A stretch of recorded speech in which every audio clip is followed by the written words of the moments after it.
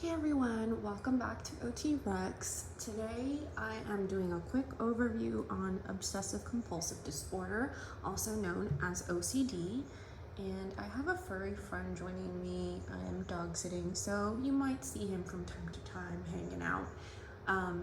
But you know what? That's just free endorphins for you guys. So let's get started with what is OCD. And I think a lot of us know what it is and oftentimes use it, to describe certain people's qualities or even our own, but it is very specific in terms of diagnosis. So OCD is a cycle of obsessions and compulsions that causes distress, and it very much feels like it's out of that person's control. It's not a trait, but it's a psychological disorder, and the cause is unknown. So when we think about OCD, a lot of us might be like, oh, I have a little bit of OCD about this kind of stuff. Or, you might say this individual, you might describe some of their qualities to be OCD-like, but it really isn't a trait. We use it kind of like that in a lot of casual conversation, but it is very much a psychological disorder. So the obsession piece are these repetitive thoughts. They're usually accompanied by fear, disgust, and doubt, which also increases anxiety. One of the main reasons I wanted to make this video is because I'm working with a child who has autism. He's very young, but he has a lot of signs of OCD. So we're kind of in the process of helping him get evaluation and go through the appropriate measures through a psychologist to figure out what we can do to support him. But I wanted to share an example of this because walking out of the car to get into the clinic was so challenging, because you can see that their face is in distress. There's something that is really causing fear, anxiousness. They're doing a sequence of things in a specific order to, have their feet touch certain steps of the car. And it's let me get out of my seatbelt, walk out a certain way, make my feet touch very specific places, and it adds so much anxiety for the transition. So when you see it, it's very much observable. So these obsessions can be about a lot of different things. Hi. She's like, why is this board here? So here is another example. The obsession is the constant thought about whether or not the oven was turned off even after checking once, and that is going to cause anxiety. The obsession causes strong, uncomfortable feelings of anxiety, and the person feels compelled to act to remove the discomfort. So then it leads to the compulsion. That's going to lead to repetitively checking to confirm that the oven is off, often going through great lengths such as traveling from home to work, from work to home to check. And then that is going to cause relief, because then they experience a relief from the anxiety. But however, the obsessive response has been strengthened for the future, because now they're going to go through all of that significant length to make sure that the oven is off, which makes them feel better. It's a never-ending cycle. So obsessions can be about a lot of different things. It could be against germs, losing control, hurting, or causing harm to others. It can be for very specific things. So here are some different types of OCD, just to give you an idea. And in addition to that, Stanford Medicine did a study, and it showed the comorbidity rates of OCD and other associated conditions like anxiety and depression, and it's really interesting. So the overlap, there's 31% of people with OCD also have major depression, 11% have social phobia, 8% has an eating disorder. The list kind of goes on from there, but there is a big overlap, and that kind of makes a lot of sense when you look at these categories for, contamination, hoarding, intrusive thoughts. This is from the same source, the North Point Recovery, and I thought it was really interesting and I wanted to share. So even though the cause of OCD is unknown, there are risk factors that can cause OCD types. So genetics plays a part. So it says here that people with first-degree relatives who developed OCD as a child or teen are significantly at a higher risk in developing OCD.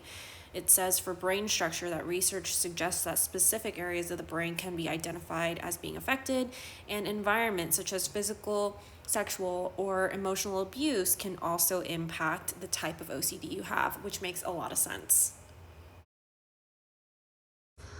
Whereas compulsions, come over here, come over here, there you go. Whereas compulsions are the repetitive behaviors that get paired with the obsessions. So the repetitive behaviors are used to help decrease or avoid the obsessions, and oftentimes they're considered rituals. So this could be, if you have an obsession against germs, then you're going to be excessively cleaning as your compulsion to try to decrease that obsession. That could be hand washing repetitively or repeating a routine like getting ready. So it just really depends on what the obsessions are, and those compulsions are there to try to help the person work through it or to avoid it. And the thing about OCD is that it can impact any age range. So the statistics say 1 in 100 adults or 1 in 200 kids.